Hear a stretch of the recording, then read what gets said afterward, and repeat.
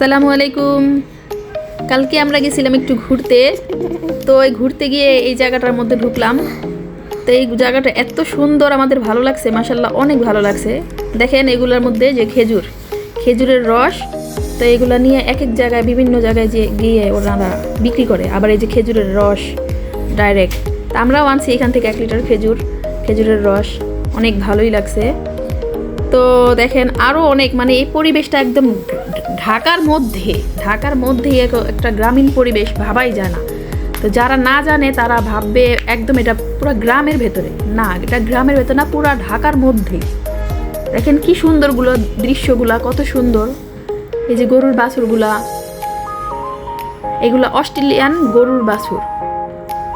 ওই যে অস্ট্রেলিয়ান গরুগুলা দেখা যাচ্ছে এখান থেকে গ্রামের ভেতরে, যারা মানে গ্রাম না এলাকা, ঢাকার ভেতরে তো এলাকার মধ্যে নিয়ে দুধ বিক্রি করে, আবার অনেকে কিনে নিয়ে যায়।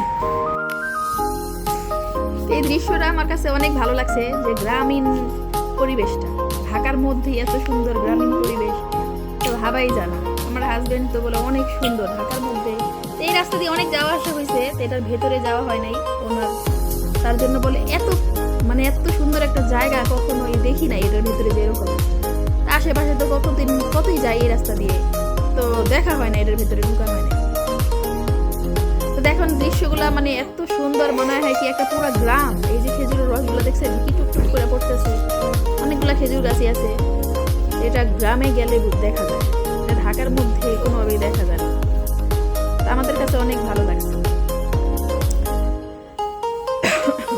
আপনারাও দেখেন ঢাকার মধ্যে এত সুন্দর একটা জায়গা কল্পনাও করা যায় না, কারণ ঢাকা শহর মানে গাড়ি ঘোড়া জ্যাম, রাস্তাঘাটে প্রচুর।